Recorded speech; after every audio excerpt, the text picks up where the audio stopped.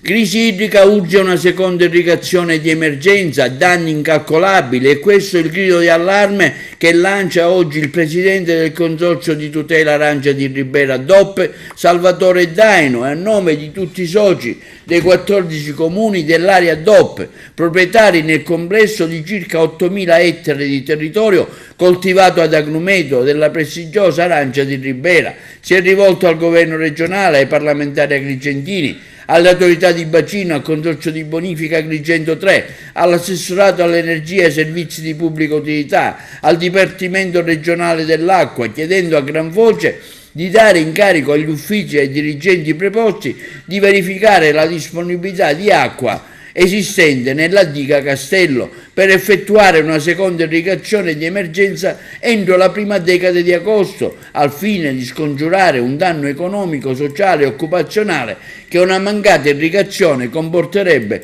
per tutto il nostro territorio. L'irrigazione di emergenza, continua il presidente Daino, darebbe la possibilità ai produttori di recuperare una produzione stimata di 150 milioni di chilogrammi di arancia DOP, che genera un indotto economico e occupazionale di svariati milioni di euro. Una mancata seconda irrigazione comporterebbe danni incalcolabili, che sopravvive grazie al comparto agricolo. A tal proposito vi è molta preoccupazione per il rischio economico e la conseguente tenuta sociale derivante dai danni di una mancata irrigazione nel mese di agosto.